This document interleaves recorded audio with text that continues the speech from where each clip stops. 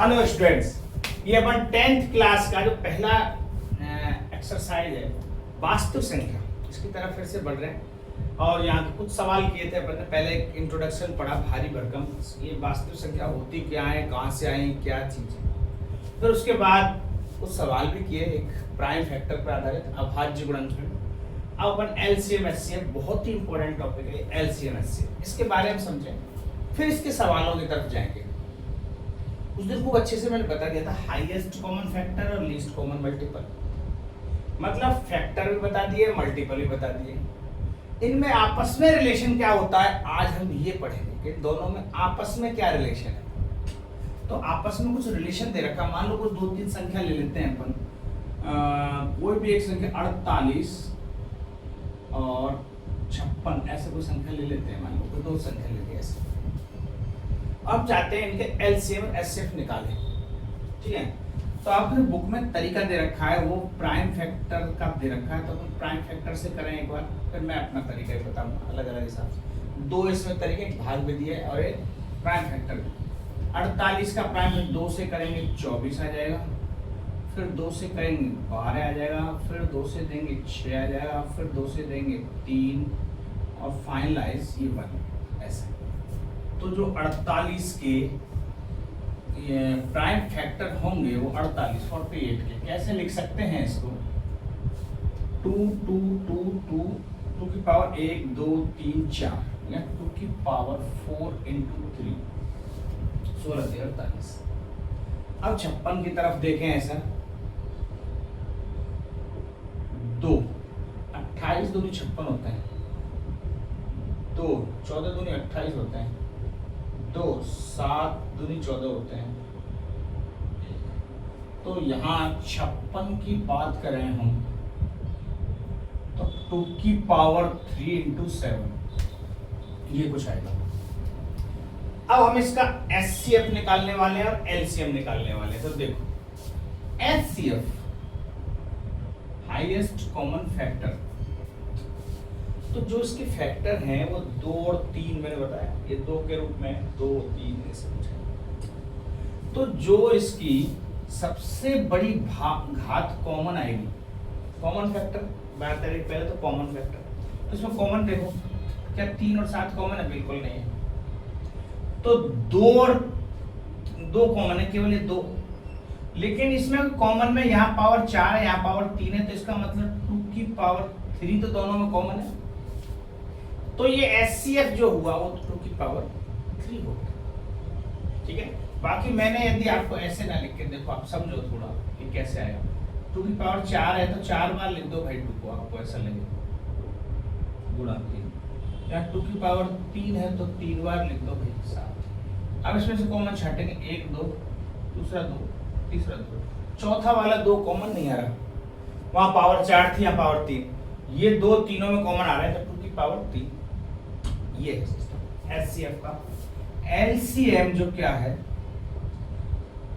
जो हमने कॉमन लिया है ये तो फिक्स है भाई, ये तो आएगा ही आएगा एलसीएम।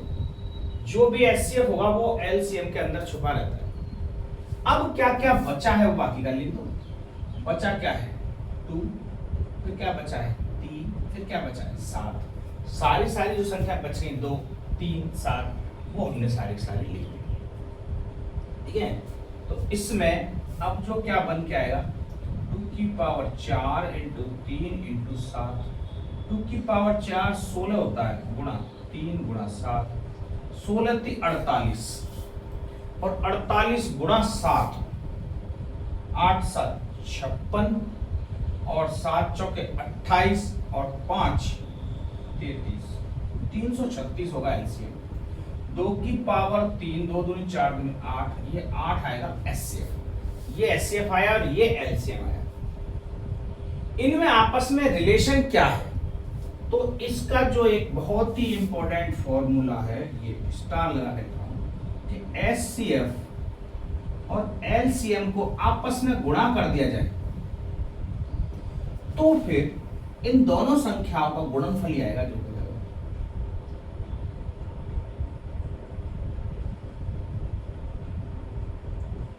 दोनों संख्याओं का एक बार ये चेक कर लेते हैं, एचसीएफ गुणा एलसीएम। एचसीएफ तो आया था मेरा 8, एलसीएम आया है 336, दोनों संख्याएं 48 और 56, इनका गुणा करो और इनका गुणा करो, दोनों बराबर आने चाहिए, तो ये हमारा एक फॉर्मूला क्रिएट हो जाएगा, जो आपकी बुक में दे रखा है। देखो बराबर आएंगे, 8 6 48 के 8, ठीक है, 8 3 24 और 4 28 के 8, 2 8 3 24 और 2 26, 2688 है। 48 गुणा 56 करेंगे तो वो भी देख लो, 48 छिक्की 50 छिक्की जोड़ो आप, तो 50 छिक्की तो 300 होते हैं, तो 48 छिक्की 2 छिक्की 12 कम हो जाएंगे 300 में से, तो 288 आएंगे, 288 की 8 हत्ती लगेगी 28, ठीक है। अब 48 पंजे, जब 48 छिक्की 300, तो 48 पंजे 250 के आसपास, 2 पंजे 10 कम करने 240 हो जाए, क्योंकि 50 से गुणा करने की कोशिश कर रहा हूँ, 50 पंजे 250, 50 छिक्की 300, उसमें से 12 कम कर दिए क्योंकि दो छिक्की 12 कम हो रहे हैं, या 2 पंजे 10 कम हो रहे हैं, 48 पंजे 240, 240 और 28 वहां हासिल की थी, 40 और 28 268, देखो इक्वल आ रही है चीजें, बिल्कुल इक्वल आ रही है। इसका मतलब इन दोनों में जो रिलेशन है, उस संबंध वो क्या है कि यदि एलसीएम और एचसीएफ का गुणा कर दिया जाए तो जो भी संख्या दे रखी है उन दोनों का प्रोडक्ट निकल के सामने आ जाता है, दोनों का गुणनफल आ जाता है, बस ये बात है इसमें, ठीक है। तो यहाँ से एलसीएम और एचसीएफ का हमने क्या निकाला है, संबंध, इनमें आपस में क्या क्या संबंध, ठीक है, उतारें, फिर अपन सवालों की तरफ बढ़ेंगे।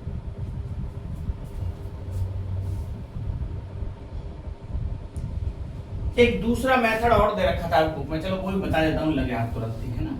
जैसे 48 एक संख्या दे रखी थी और 56 दे रखी थी, अब इसमें एचसीएफ निकालने का तरीका क्या होता है, एचसीएफ, ये भाग विधि से कर रहे हैं अपन, सेकंड मेथड, और वो है भाग विधि। ये भी आपको आना चाहिए क्योंकि आपकी बुक में दे रखा है, ठीक है। बाकी अपन करेंगे कौन से तरीके से वो मैं अलग बताऊंगा। एचसीएफ, जो सबसे छोटी संख्या है उसका बड़ी संख्या में भाग दे दो, ये छोटी संख्या 48 और 56, इसमें भाग दे दो, बस भाग देंगे कैसे आप समझो, 48 का भाग एक बार जा पाएगा 56 में, तो ये बचेंगे कितने, 8, अब जो ये 8 आएगा इसका इस 48 में भाग देना है, ये भाजक है जो इसमें, और ऐसा कब तक देते जाना है जब तक शेषफल 0 ना बचे, यहाँ शेषफल 8 बचा, अब देखते हैं शेषफल 8 6 48, यहाँ 0 हो गया, खत्म कहानी। जिसको से भाग देने पर शेषफल 0 बचे वो ही हमारा एचसीएफ, तो एचसीएफ कितना है 8, अभी हमने निकाला 8, ये एक तरीका और है एचसीएफ निकालना, ठीक है। तो ये आपकी बुक में ऐसे दे रखा है, मतलब और भी कोई बड़ी संख्या हो किसी प्रकार, जैसे मैं लिख दूं 24 144 256, कुछ इस टाइप का है, ऐसे 3 संख्या देती जाए। अब अपन क्या करेंगे, कैसे क्या सिस्टम है, तो 24 का भाग 256 में लगाएंगे, लगाओ, 24 एकम 24 बचेगा 1, फिर 16 उतार लिया क्योंकि शेषफल 16 बच रहा है, इससे काम चलेगा नहीं, 16 का भाग देंगे 24 में, 2 16 एकम 16, अब कितने बचेंगे 8 बचेंगे, 16 और 8 24, अब 8 फिर शेषफल 0 नहीं बचा, इस 8 का भाग 16 में देंगे, और 8 दूनी 16, अरे फिर से 8 ही आ रहा है इसमें, या 8 पे जाके 0 हुआ तो एचसीएफ क्या आ रहा है लगभग 8, लेकिन ये तो दोनों का निकालना है। आप बोलोगे सर तीसरी संख्या भी तो है, इसका क्या करेंगे, अरे इन दोनों का एचसीएफ आया है 8, तो अब इस 8 का हम इसमें भाग देके देखते हैं, यदि चला जाएगा तो ये 8 सही है, नहीं तो सही नहीं, 8 का भाग 144 में देते हैं, तो 8 एकम 8 बचेंगे 8 से 14, 4 8 और 64 जा रहा है, 8 का पूरा पूरा भाग जा रहा है। इसका मतलब इन तीनों का जो एलसीएम एचसीएफ है वो क्या बन जाएगा 8। यदि इसमें भाग नहीं जाता 8 का तो फिर ये 8 एचसीएफ नहीं होता। फिर क्या करते हैं, दूसरा तरीका बता, लेकिन अब भाग विधि के बाद चलते हैं। ये भाग विधि से ऐसे अपन 2 या 3 संख्याओं का ऐसा निकाल सकते हैं। पहली बात तो ये, तो एक तो भाग विधि आई। अब जो बता रहा हूं मैं तीसरा मेथड, वो मेरा मेथड है, उससे एलसीएम एचसीएफ कैसे निकालेंगे जरा वो एक बार और देखें।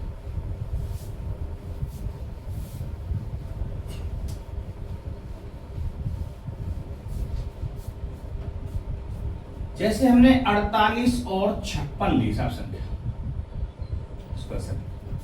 ये थर्ड मेथड होगा एचसीएफ एलसीएम निकालने का।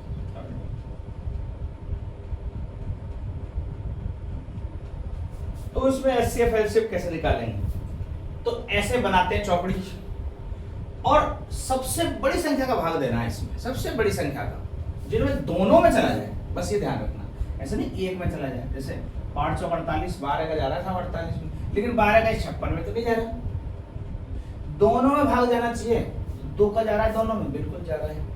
4 का जा रहा है, 5 चौक 48, 4 चौक 56, 4 का भी जा रहा है। 6 का जा रहा है 6 और 48, लेकिन 56 में नहीं जा रहा 6 का। 8 का जा रहा है, 8 6 48 और 8 7 56, 8 का जा रहा है। 12 का अपन देख लिया, 1 में जा रहा है, 2 में। 8 ही ऐसी संख्या है इकलौती जो 8 6 48 और 8 7 56, 8 का दोनों में भाग जा रहा है। तो जो ऐसी संख्या दोनों में भाग जाए वो तो कहलाएगा एचसीएफ। अब इन दोनों एलसीएम की जो बात करें तो मैंने बताया एचसीएफ तो आएगा ही आएगा। अब जो बाकी संख्या शेष बच गई है 6 और 7, इन दोनों का और गुणा कर दो, ये क्या आ जाएगा एलसीएम। इन सब का गुणा करने पर ऐसे एचसीएफ एलसीएम, ये सबसे शॉर्ट तरीका निकालने का। हमें बड़ी से बड़ी संख्या का भाग देना, जो बड़ी संख्या से भाग दोनों में जा रहा है वो तो एचसीएफ है, फिर जो शेष बचेंगी संख्या उन सब का गुणा कर देंगे तो ये एलसीएम बन जाएगा। तो ये एचसीएफ और एलसीएम, ये मैंने आपको 2-3 तरीके बताए, लेकिन आपकी बुक के हिसाब से अपन चलेंगे और अपन वैसे ही करेंगे। लेकिन आपको आना चाहिए, ऐसे भी कर सकते हैं, ये भी एक तरीका है। ठीक है, होता। अब देखो आपके दूसरा सवाल, इसमें ऐसा दिया गया इनके एलसीएम और एचसीएफ निकालो और सिद्ध करो कि उनका जो गुणनफल है इन संख्याओं के गुणनफल के बराबर है। तो पहले इनके अपन एचसीएफ एलसीएम अभाज्य गुणनखंड वाली विधि से ही सबसे बेस्ट वही पड़ती है आपकी बुक के हिसाब से, हम वही निकालें। 26 के गुणनखंड दो, तो जब 26 की फैक्टर करेंगे 13 दूनी 26 होते हैं, 2 × 13, 91 के करो 91 के, 13 7 91 होते हैं, 7 × 13। ठीक है, तो यहाँ एचसीएफ मैंने बताया सबसे कॉमन होता है, तो इसमें कॉमन क्या रहा है 13, तो एचसीएफ तो हो गया 13। अब बात करें एलसीएम की, तो जो कॉमन होगा वो तो आएगा ही आएगा, ऐसा बोला। अब जो रही बची संख्या वो रह जाती है, तो 2 × 7। अब 13 दोनों में आ रहा है, इसका मतलब 2 बार 13 नहीं लिखेंगे, जो ये एचसीएफ है ये 13 है, तो ये एचसीएफ उठाया अपन ने, बाकी संख्या 2 और 7 बची ये भी, तो इन सब का गुणा करेंगे तो 13 7 91 गुणा 2, तो 2 एकम 2 और 2 नाम 18, 182, ये एलसीएम होगा, ये एचसीएफ होगा। ये सिद्ध करना है, सत्यापित करना है कि इन दोनों का जो गुणनफल है वो इन संख्याओं के गुणनफल के बराबर है कि नहीं। तो ये भी प्रूव करना है एलसीएम × एचसीएफ बराबर होता है 2 संख्याओं का गुणनफल।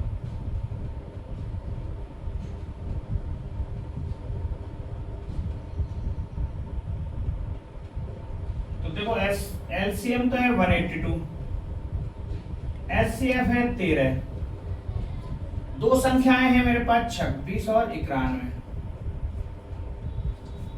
तो इन दोनों का गुणनफल बराबर आएंगे। 13 दूनी 26, 13 अट्ठे 104 और 2 106, 10, 13 कम 13 और 10 23, इन दोनों को गुणा करके देख लो।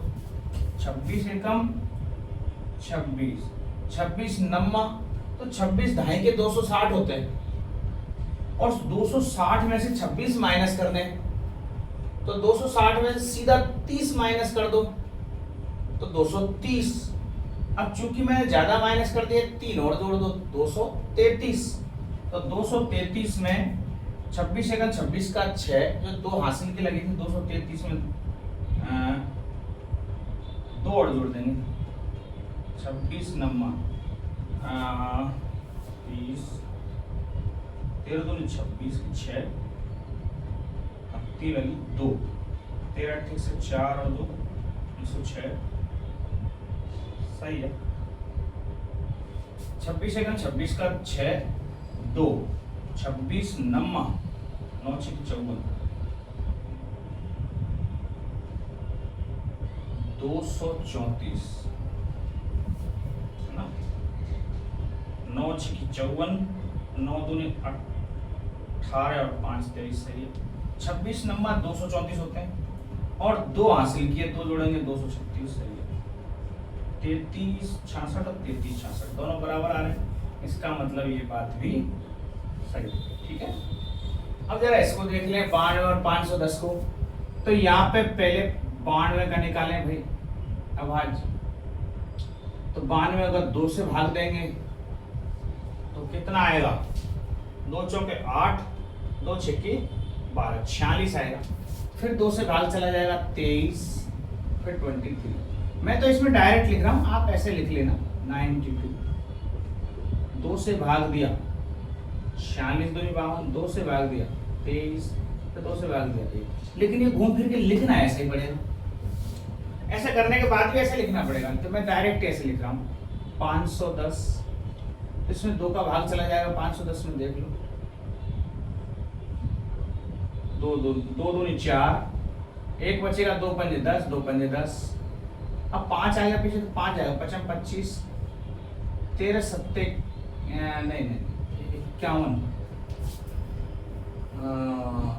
51 किसमें 70 51 होता है, 3 का जाएगा इसमें, 3 का जाएगा, चल 5 3 17 और 17 का जाएगा 1, तो 2 3 5 17, 2 गुणा 3 गुणा 5 गुणा 17, ये संख्या। अब इसका देखो जरा क्या बन के आया है, तो इसमें कॉमन क्या है,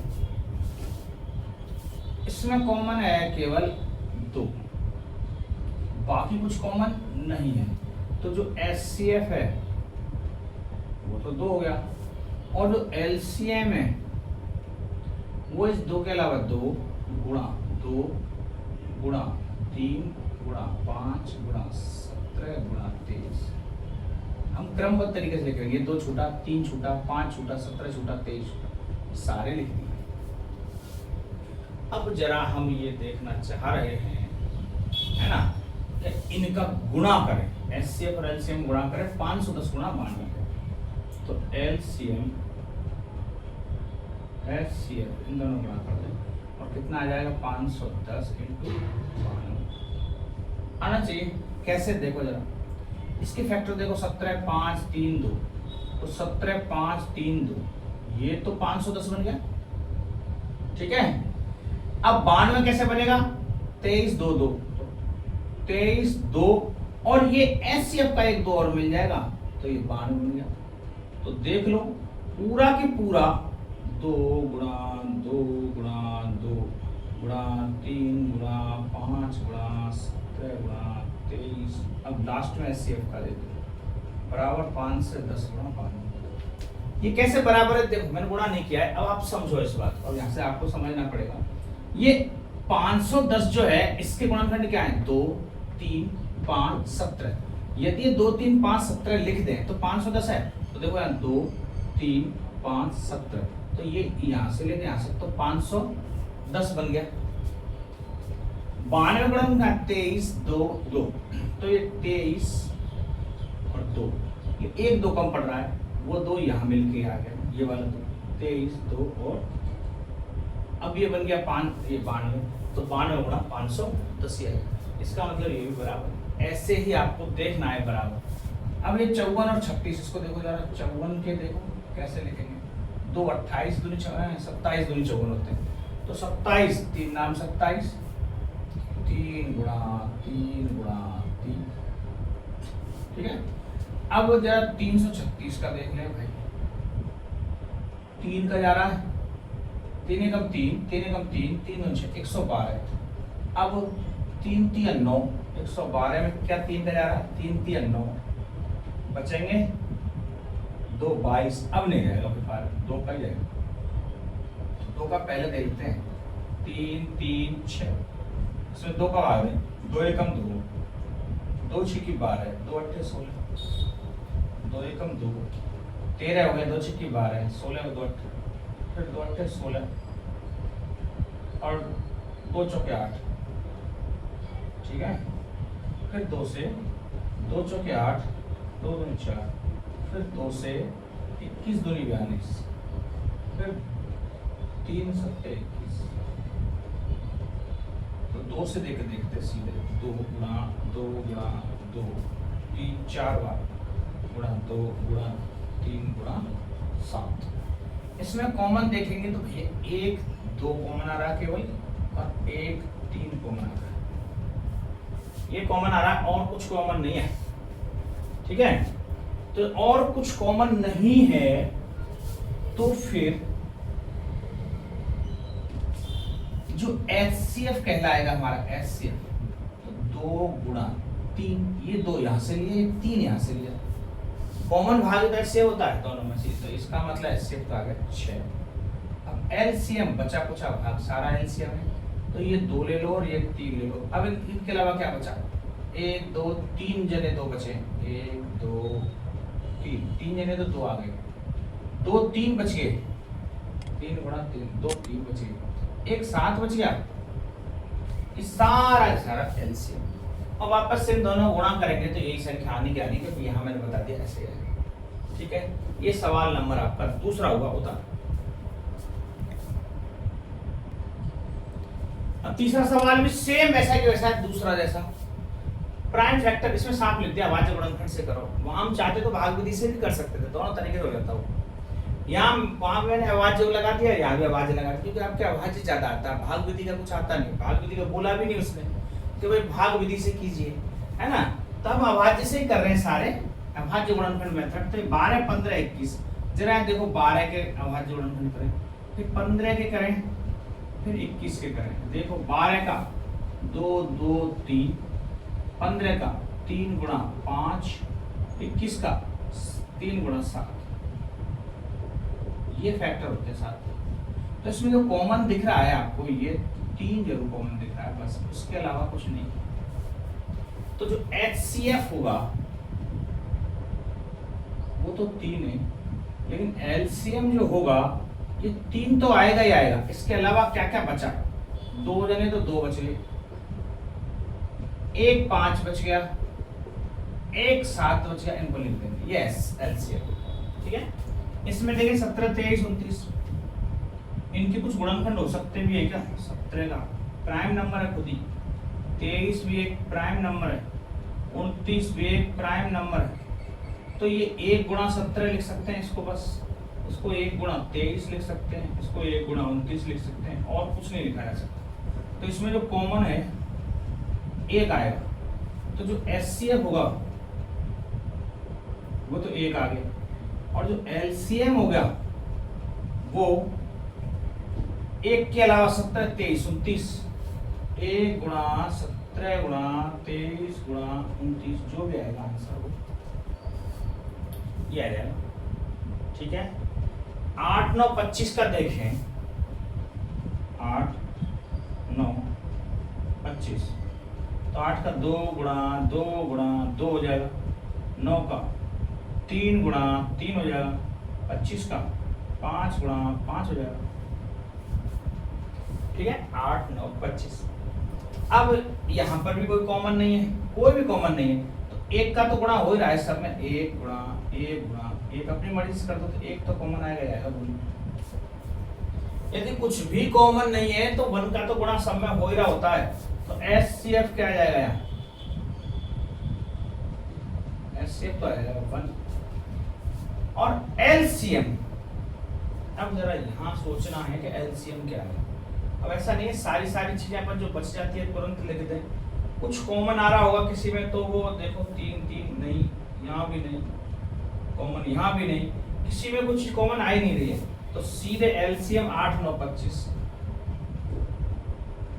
गुणा कर दो, 8 गुणा 9 गुणा, क्योंकि इनमें कोई चीज कॉमन ही नहीं है तो सीधा ही सबका गुणा कर देंगे, यही हमारा एलसीएम है।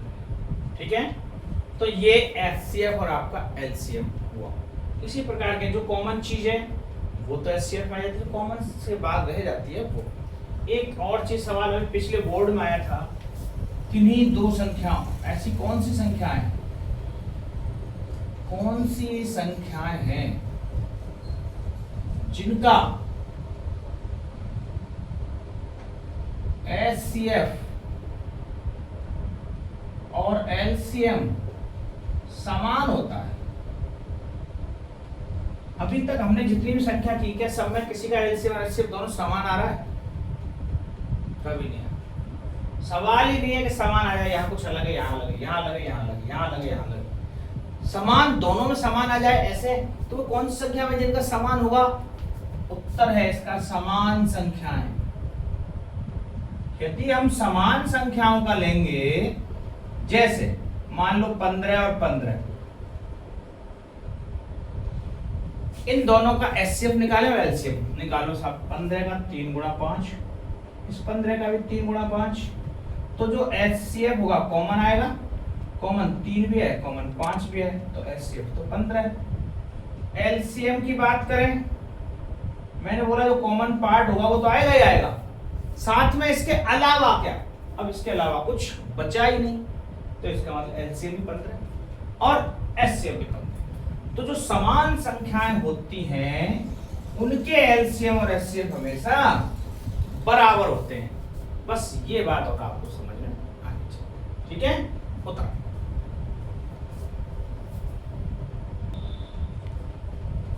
ये चौथा सवाल देखें कि एचसीएफ दे रखा है दो संख्याओं का 9 है, तो एलसीएम ज्ञात करो। हमने अभी फॉर्मूला पढ़ा था कि HCF इंटू LCM दोनों का जो गुणनफल होता है उन दोनों की संख्याओं के गुणनफल के बराबर होता है, तो 306 इंटू 657। ठीक है, ये होता है। तो ये देखें LCM और LCM का गुणनफल है, इन दोनों के बराबर होगा। तो यहाँ क्या चीज दे रखा है हमारे पास? यहाँ तो HCF दे रखा है, HCF की जगह 9 लिख देते हैं, गुणा LCM ये फाइंड करना है, तो 306 गुणा 657। तो LCM बराबर जो 9 का गुणा हो रहा है इसका पक्षांतर न कर दें तो इसमें भाग के रूप में आ जाएगा, क्योंकि इसका गुणा हो रहा है, तो यहाँ इसका पक्षांतर करेंगे। 9 से देखो कौन सी संख्या कटती है, 9 7 63, 2 बचेंगे, 9 3 27, 73 गुणा 306। तो 73 गुणा 306 कर लेंगे, वो ही हमारा एलसीएम होगा। अब 73 गुणा 306 कैसे करें? तो 306 को ऐसे लिखो, 73 को ऐसे लिखो, बगल में 0 लिख दो, 6 3 18 की 8 1 0, 7 6 42 और 1 43, 3 लगी 4, 3 3 9 0 और 0, 9 और 4 13 की 3, 3 लगी 1। अब ये यहाँ बैठा दें, 7 3 21 और 0 की सॉरी 22, फिर यहाँ पे 0 है, तो 22 3 3 8 एलसीएम रहेगा 22 3 3। ये मेरा तरीका है ऐसा गुणा करने का, आपके समझ नहीं आएगा, मान लो आप अपने स्तर पे गुणा कर सकते हो। मैंने इसका मेथड बताया अभी तक कैसे करते हैं। एक क्रॉस मल्टीप्लाई तरीके से होता है, किसी भी संख्या को गुणा में एक लाइन में ला सकते हैं। ठीक है, वो आपको धीरे धीरे आ जाएगा। तो ये चौथा सवाल हुआ, इसका एलसीएम ऐसे निकलेगा, होता है। ये छठवां सवाल है, ऐसा पूछा है 6 की पावर n, बताइए n का क्या मान रख दे कि ये 0 बन जाए कैसे ना कैसे। n के किस मान के लिए 0 हो सकता है पूछा, हो सकता है, जरूर नहीं हो सकता है। n का क्या मान रखें? तो ये एक नंबर सिस्टम की बहुत सारी चीजें हैं कुछ सीखने की। जैसे मैं बता दूं आपको, यदि किन्हीं 4 अंक लेते हैं 0 1 5 और 6, ये किसी के भी पीछे लास्ट डिजिट लग जाए, ये 4 अंक 0 1 5 6, तो अंतिम अंक हमेशा यही रहेगा। तो लास्ट डिजिट अर्थात इकाई अंक, लास्ट डिजिट को बोले अपन इकाई अंक, इकाई अंक ये रहने वाला है 0 1 5 और 6। यदि 4 नंबर ऐसे कैसे, जरा देख लेते हैं। जैसे मैंने माना 10 पे कितनी पावर लगा दो साहब, 20 30 3 लगा दो, 10 तो 10 गुणा 10 गुणा 10 1000 आएगा, लास्ट वाली डिजिट 0 आएगी, पीछे 1 लगा दो 11, 1 है ये। अब इस पे कितनी लगाओ, 11 11 एकम 11 11 11 गुणा 11 11 121 पे गुणा 11, कितनी पावर लगाएंगे इस पे, हमेशा जो last dot dot dot last में 1 आएगा। ऐसे ही 5 कोई पावर है किसी पर भी, डॉट डॉट डॉट डॉट 5 लिखा और इसके ऊपर पावर n लिख रही है, तो लास्ट में डॉट डॉट 5 ही आएगा, वही कंफर्म। सेम ऐसा ही 6 के लिए लागू है। क्यों क्यों होता है, क्योंकि आप देखो 6 गुणा 6 36, फिर गुणा 6 करेंगे तो 6 गुणा 6 फिर 36, 6 का ही अंक आएगा, फिर इसके साथ में 6 का गुणा करेंगे तो फिर 6 का ही अंक आएगा, मतलब कोई फर्क नहीं पड़ रहा उससे, इसलिए ठीक है। तो ऐसे 6 के पावर n लगाएंगे तो भी है। तो यहाँ क्या लिखें, क्या मतलब है इसका, देखो तो उसने तो ये कहा 0 आएगी क्या, तो पहले अपन ये समझें कि 0 कब आती है। तो 0 आने के लिए यहाँ पे पहले 0 आने के लिए शर्त क्या है, 0 आने के लिए शर्त ये है कि हमें 2 फैक्टर चाहिए, 2 और 5, 2 गुणा 5 होता है तब 0 आती है, इसके अलावा कभी भी 0 नहीं आएगा। अब आप कहोगे साहब ये तो 50 में 0 है ना, कहाँ है 2 और 5, अरे है ना भाई, इसमें 50 गुणा तुम करो 2 गुणा 5 गुणा 5, तो ये 25 गुणा 2, तो 2 गुणा 5 है ना इसमें, तभी तो 0 आई है। तो एक बच्चा बोलेगा साहब 80 में तो 2 गुणा 5 नहीं दिख रहा मुझे, 80 में देखो 2 गुणा 2 गुणा 2 गुणा 2 इंटू 5, 16 पंजे 80 होता है ना। और यहाँ फिर से देखो 1 2 गुणा 5 है, जब तक ये 2 गुणा 5 नहीं आएगा 0 नहीं आएगा। यदि एक पेयर है 2 गुणा 5 तो 1 0, यदि 2 गुणा 5 2 बार आ रहा है तो 2 0, 2 गुणा 5 3 बार आ रहा है तो 3 0। पहले आप ये समझे 0 आने के लिए ये शर्त है, 1 0 तब आएगी जब 2 गुणा 5 होगा, जबकि 6 में 2 गुणा 3 है, या 2 इंटू 3 आ रहा है, 5 तो इसके अंदर है ही नहीं। अब कितनी पावर लगाओ, क्या 5 बन सकता है, कभी नहीं बनेगा। तो चूंकि 6 2 इंटू 3 है, अतः 0 कभी नहीं आएगा, कितनी पावर लगाओ, अतः 0 कभी भी नहीं आएगा। ठीक है, बात समझ में कुछ आ रही, क्यों नहीं आएगा भाई 0, क्योंकि 0 आने के लिए तो 2 इंटू 5 चाहिए, हमारे पास 2 इंटू 3 है, 5 यहाँ कभी आ नहीं सकता, जब 5 कभी आ नहीं सकता तो फिर, क्योंकि हम तो पावर बढ़ा रहे हैं, हमको संख्या से गुणा तो करने हैं, 2 गुणा 3 को 2 बार गुणा कर दो, 3 बार गुणा कर दो, 4 बार गुणा कर दो, 5 भला कैसे आएगा, 5 नहीं आएगा, तो यहाँ पे 0 भी नहीं आएगा। बात समझ आया, ये आपका 6वां प्रश्न है। सॉरी 6वां नहीं, 5वां भी लिख गलत दिया था, कोई बड़ी बात नहीं, ये 5वां क्वेश्चन है, 6वां आप करेंगे अपन, है ना। ये 6वां सवाल 7 गुणा 11 गुणा 13 प्लस 13 और एक ये संख्या दे अभाज्य संख्या है, बताओ क्यों। अरे सिंपल सा मैटर है, अभाज्य संख्याओं का क्या लिखा था मैंने, अभाज्य संख्या की डेफिनेशन होती क्या है, अभाज्य संख्या फिर से लिखा देता हूं, वे संख्याएं जिनके 2 से अधिक गुणनखंड हों,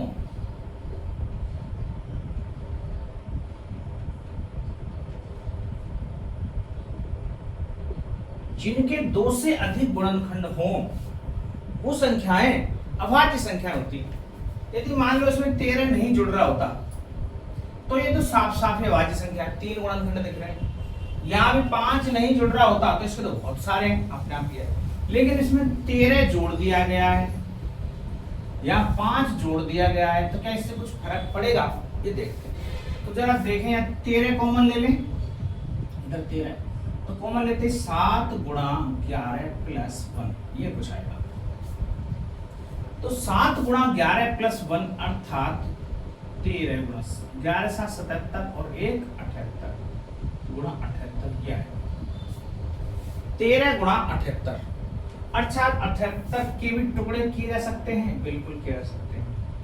13 गुणा 78 बनेगा आपका 78 के 2 से 2 3 6 तो ना 39 दूनी 78 होते हैं, 13 3 39, 2 गुणा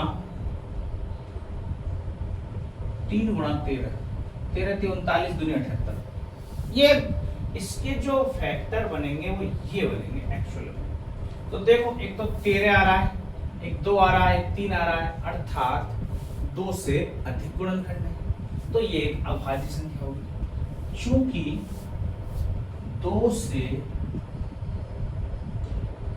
अधिक गुणनखंड है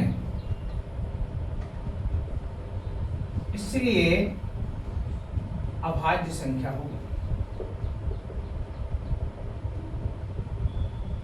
अभाज्य, अरे अभाज्य नहीं, मैंने उल्टा ही लिख रखा है, कंपोजिट नंबर भाज्य संख्या, यहाँ पे अभाज्य लिख दिया। देखो कितना भाज्य संख्या, वे संख्या जिनके 2 से अधिक गुणनखंड, बार बार अभाज्य लिख रहा हूँ इसको।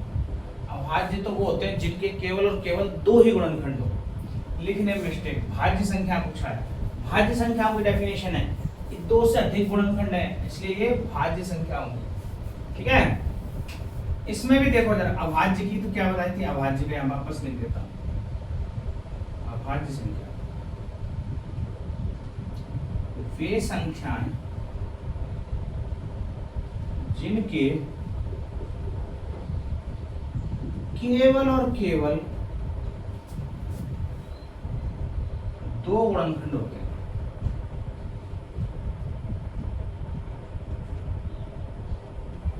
जिनके केवल 2 गुणनखंड होते हैं वो अभाज्य संख्या होती है, 2 से ज्यादा वाले भाज्य संख्या होती है। यही पूछा है भाज्य संख्याएं क्यों।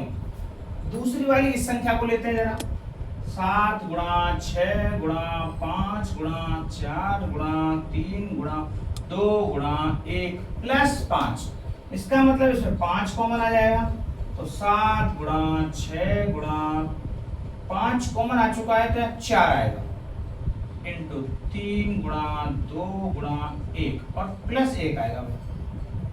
तो 5 तो कॉमन आ चुका, अब इन सबका गुणा लिख दो, 7 6 42, या ऐसे 2 एकम 2 2 तिया 6 6 चौके 24 24 छिक्की 25 छिक्की 150 होते हैं, तो 24 छिक्की 144 144 गुणा 7 करें तो 7 चौके 28 और 7 चौके 28 और 2 30, 7 एकम 7 और 3 10, 1008 1008 गुणा 5 करें, 5 अट्ठे 40 1040 1040 की संख्या आई है। अब इसके जो फैक्टर हो रहे हैं, अपन तो क्यों गुणा क्यों करें, 1008 के फैक्टर कर देना, 1008 के फैक्टर 2 पंजे 10, 2 हो रहा 2 पंजे 10 और 2 चौके 8 है ना, 504 आएगा इसका। तो 504 को फिर 2 से दिया जा सकता है, 2 दूनी 4 2 पंजे 10 2 बहुत सारे आएंगे गुणा। 504 के देखो कितने होंगे, 1008 के फैक्टर निकाल लेते हैं। खत्म, 2 पंजे 10 0 2 चौके 8 2 दूनी 4 2 पंजे 10 2 दूनी 4 2 एकम 2 2 दूनी 4 2 छिक्की 12 2 छिक्की 12 2 तिया 6 63 9 7 63, 3 से जाएगा, 3 गुणा 3 और 7 है ना। तो यहाँ 2 गुणा 2 गुणा 2 गुणा 2 गुणा 3 गुणा 3 गुणा 7, इतने सारे गुणनखंड होंगे भाई। इसके तो साफ ही दिख रहा है ये 2 से अधिक गुणनखंड है, तो 2 से अधिक गुणनखंड है तो संख्या कैसी होगी? भाज्य संख्या होगी, क्योंकि यही चेक करना है। बताओ रे भैया भाज्य संख्याएं क्यों है? क्योंकि 2 से ज्यादा गुणनखंड बैठे हैं इसके, हमें तो केवल 2 ही गुणनखंड चाहिए भैया, यदि ये भाज्य नहीं है तो। ठीक है, बोलो बात समझ आ रही है? बस अब बता,